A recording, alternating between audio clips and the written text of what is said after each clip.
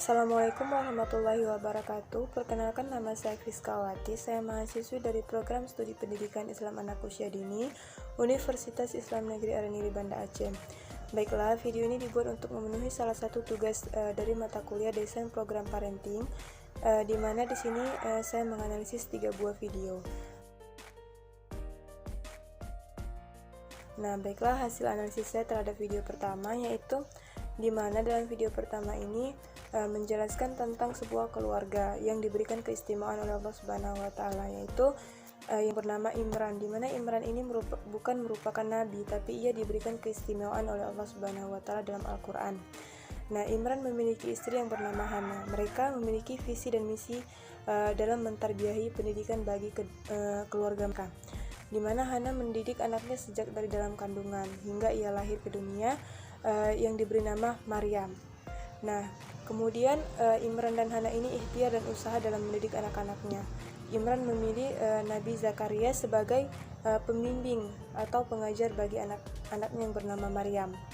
Nah, lalu Nabi Zakaria ini pun menggerakkan seluruh usahanya dalam mendidik Maryam, di mana dari video ini dapat kita petik manfaatnya bahwa sebuah keluarga itu harus kompak dalam memberikan tarbiyah bagi pendidikan untuk keluarganya, di mana Imran dan Hana ini selain usaha dan doa, mereka juga berikhtiar dalam memberikan pendidikan yang terbaik bagi anak-anaknya. Sehingga dari video ini dapat kita petik manfaatnya bahwa keluarga sebaiknya ayah dan ibu terutamanya harus memiliki visi dan misi dan kompak dalam memberikan tarbiyah bagi keluarganya. Nah, selanjutnya yaitu saya menganalisis video yang kedua, di mana dalam video kedua ini yaitu menjelaskan tentang edukasi pendidikan di era digital bagi anak-anak. Nah, dalam video ini saya mendapatkan beberapa hal, di mana dalam video ini dijelaskan beberapa usaha yang dapat dilakukan oleh orang tua dalam mendidik anaknya pada era digital masa kini. Nah, pertama yaitu orang tua hendaknya menambah pengetahuan tentang teknologi yang digital yang berjalan saat ini, baik itu fungsi, fitur, dan cara mengoperasikannya, sehingga orang tua dapat lebih maksimal dalam memantau anak-anaknya menggunakan teknologi. Nah, yang kedua yaitu pahami resiko teknologi digital bagi keselamatan anak-anak. Nah, orang tua harus menyadarkan anak tentang resiko dan bahaya di dunia maya, baik itu tentang penipuan, stres, cyberbullying, dan lain sebagainya. Nah, selanjutnya hal ketiga yang dapat dilakukan oleh orang tua yaitu memonitor penggunaan teknologi digital, baik terkait dengan aplikasi maupun fitur maupun konten-konten lainnya yang ditonton oleh anak. Nah, orang tua perlu memastikan aplikasi yang digunakan anak itu bermanfaat dan monitor konten yang dilihat anak, seperti riwayat penelusuran, agar tidak memuat konten-konten negatif seperti kekerasan, pornografi, penyimpangan sosial, dan lain sebagainya. Nah, keempat yang bisa dilakukan oleh orang tua selanjutnya yaitu orang tua perlu membuat kesepakatan kepada anak terkait tentang waktu, durasi, dan saat yang tepat menggunakan teknologi.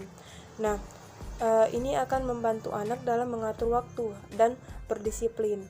Nah, selanjutnya yang terakhir yang dapat dilakukan oleh orang tua yaitu merancang aktivitas fisik atau aktivitas luar ruang yang menarik bagi anak. Ini akan membatasi anak menggunakan teknologi digital sehingga mengurangi ketergantungan anak terhadap teknologi digital. Nah, selain tadi 5 hal yang dapat dilakukan oleh orang tua melalui video yang kedua ini, saya juga mendapatkan bahwa dalam video ini menjelaskan tentang edukasi teknologi digital bagi anak perlu disesuaikan dengan usia dan perkembangan anak. Jadi dalam video ini dijelaskan bagaimana mengatur teknologi digital sesuai dengan usia anak, di mana pada usia 0 atau usia bayi sampai usia balita sebenarnya jangan paparkan anak dengan gadget, tapi perkenalkan anak dengan aktivitas fisik untuk mengembangkan kemampuan otak dan motoriknya. Nah, pada usia 3-7 tahun, gunakan teknologi digital untuk membantu anak dalam belajar, misal dengan mengenalkan angka atau huruf. Nah, pada usia 7-12 tahun, ajak anak berdiskusi tentang dunia digital, apa yang dipahaminya dari dunia digital saat ini.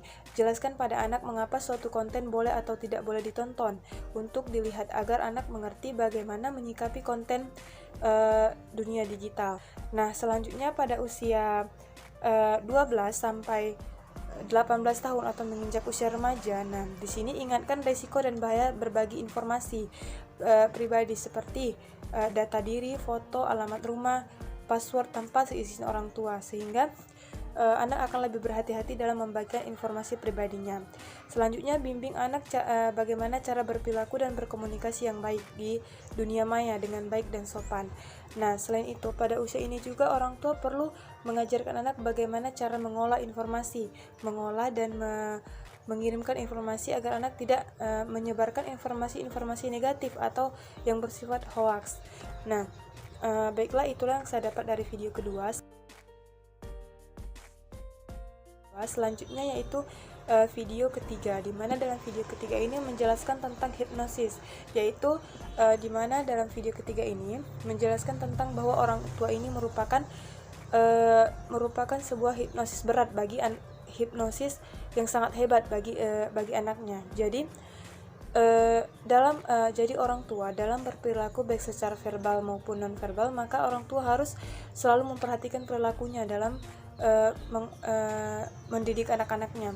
Nah, cara mendidik orang tua yang keliru di sini dalam video ini dijelaskan bahwa orang tua menginginkan yang terbaik untuk anak-anaknya, tetapi terkadang orang tua masih keliru dalam cara mendidiknya.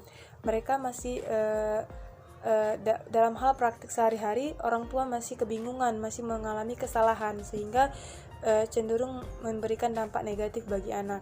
Nah, anak ini pada menginjak usia remaja, mereka memiliki pikiran di alam bawah sadar, di mana apapun yang mereka peroleh dari lingkungan sekitarnya, maka akan mereka tanamkan dalam pikiran mereka. Nah, jadi pada saat-saat inilah orang tua perlu menanamkan komunikasi positif bagi anak. Nah, di mana seharusnya sebagai orang tua kita membangun komunikasi positif sehari-hari, di mana yang perlu ditanamkan orang tua bahwa anak bukanlah pendengar, yang baik, tetapi anak merupakan peniru, yaitu peniru yang sangat ulung. Jadi dalam hal mendidiknya, orang tua itu sebaiknya menasihati sekali dua kali, tetapi lebih baiknya orang tua memberikan pendidikan melalui keteladanan, di mana memberikan contoh yang baik bagi anaknya. Nah, sehingga di mana anak dalam usia remaja ini pikiran bawah sadar mereka masih bekerja dengan baik, sehingga apapun yang dikatakan oleh orang tua maka akan ditanamkan oleh anak dalam pikiran bawah sadar mereka. Contohnya seperti misalnya orang tua menginginkan anaknya pintar, tetapi orang tua selalu memaksakan kehendaknya, seperti mengatakan kepada anak bahwa kamu ini harus rajin belajar, jangan bodoh dan lain sebagainya, sehingga kata-kata yang sering kali didengarkan oleh anak itu akan tertanam dalam pikiran bawah sadarnya, sehingga dampak negatifnya ialah anak akan bersifat malas. Nah, jadi sebagai orang tua kita harus memberikan didikan yang baik. Nah, jika sudah terlanjur memberikan didikan yang buruk, maka orang tua bisa memberikan edukasi ulang, di mana yaitu dengan cara memberikan hipnosis. Hipnosis ini yaitu memberikan edukasi melalui komunikasi positif.